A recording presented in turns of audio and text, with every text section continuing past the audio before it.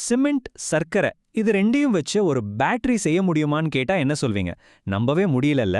ஆனா இன்டர்நெட்ல கிடைச்ச சில தகவல்களை பார்த்தா ஒருத்தர் இதை செஞ்சு முடிச்சிருக்காரு. ரொம்பவே விசித்திரமான ஆனா ஒரு பெரிய லட்சியத்தோட இருக்கிற இந்த கண்டுபிடிப்பை பத்தி தான் நாம இப்போ பார்க்க போறோம். இப்ப இந்த வரிய கொஞ்சம் கேளுங்களேன். ஒரு எல்இடி 15 நாளா எரிஞ்சுகிட்டு இருக்கு, இன்னும் அணையவே இல்ல. அடேங்கப்பா! ஒரு சாதாரண பேட்டரியால இதெல்லாம் நினைச்சு கூட பார்க்க முடியாது இல்லையா? இதுதான் நம்மளோட இந்த தேடலுக்கு பின்னாடி இருக்கிற முக்கியமான மர்மமே. ஆனா நில்லுங்க, விஷயம் இதோட முடியல. இது வெறும் ஆரம்பம்தான். அந்த கண்டுபிடிப்பாளரோட பெரிய டார்கெட் என்ன தெரியுமா? இந்த பேட்டரி குறைஞ்சது 10 வருஷமாவது வேலை செய்யணுமா. யோசிச்சு பாருங்க, இந்த ப்ராஜெக்ட்டுக்கு பின்னாடி எவ்ளோ பெரிய கனவு இருக்குன்னு. சரி, பகுதிக்குள்ள போலாம். அணையாத ஒரு விளக்கு. நம்பவே முடியாத இந்த விஷயத்துக்கு பின்னாடி என்னதான் இருக்குன்னு கொஞ்சம் ஆழமா பார்க்கலாம் வாங்க. இது ஏதோ பேப்பர்ல எழுதின தியரி மட்டும் கிடையாதுங்க. நமக்கு கிடைச்ச தகவல் படி இது ஒரு லைவ் எக்ஸ்பெரிமெண்ட். அதாவது பல லைட்ஸு பல நாட்களா, ஏன் பல வாரங்களா கூட தொடர்ந்து எரிஞ்சுக்கிட்டே இருக்குதாம். இப்போ பாருங்க, இங்க தான் அசல் விஷயமே இருக்கு. நாம பொதுவா யூஸ் பண்ற ஒரு பேட்டரியில இந்த மாதிரி ஒரு எல்இடி லைட் போட்டா ஒரு 4 நாள் தாக்குமா, அவ்வளவுதான். ஆனா இங்க சொல்லப்படுறது என்னன்னா, ஒரு லைட் 72 மணி நேரம், இன்னொன்னு 13 நாள், மூணாவது 15 நாளா எரிஞ்சுக்கிட்டு இருக்கான். இந்த பெரிய வித்தியாசம் தான் எல்லாத்தையும் கேள்வி கேட்க வைக்குது. ஓகே, அடுத்த பகுதிக்கு வந்தாச்சு. செராமிக் செல்லின் உடற்கூறியல். அப்போ இந்த மர்மமான கருவிக்குள்ள அப்படி என்னதான் இருக்கு? வாங்க, அதை கண்டுபிடிச்சவரோட குறிப்புகளை வச்சே இதை உடைச்சு பார்க்கலாம்.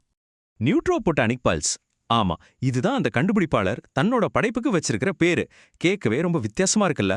ஒருவேளை இதுக்கு பின்னாடி ஏதோ பெரிய சயின்ஸ் தியரி எல்லாம் இருக்குமோ என்னவோ.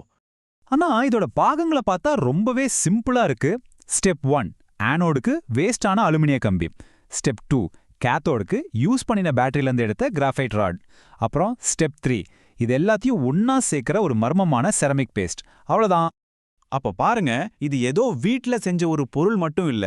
இதுக்கு பின்னாடி ஒரு தத்துவமே இருக்கு. அதாவது தூக்கி போடுற குப்பை பொருட்கள், ஸ்கிராப் அலுமினியம், பழைய பேட்டரி, இது எல்லாத்தையும் ரீசைக்கிள் பண்ணி அதிலிருந்து எனர்ஜியை உருவாக்கணும். இதுதான் ஐடியா. சரி, இப்போதான் நம்ம கதையோட முக்கியமான கட்டத்துக்கு வர்றோம். அந்த மர்மமான செராமிக் பேஸ்ட், அதுக்குள்ள நிஜமாவே என்னதான் இருக்கு? இதோ பாருங்க, அந்த ஃபார்முலாவே இங்க இருக்கு. சிமெண்ட், கிராஃபைட் பவுடர், அப்புறம் துரு பிடிச்ச இரும்பு, மெக்னீசியம் ஆக்சைடு, சோடியம் ஆக்சைடு, இது கூடவே நாட்டு சக்கரை, அப்புறம் எப்சம் உப்பு. என்ன சொல்றீங்க? சிமெண்ட் துருவோட சர்க்கரையும் கலந்த ஒரு ஃபார்முலாவா?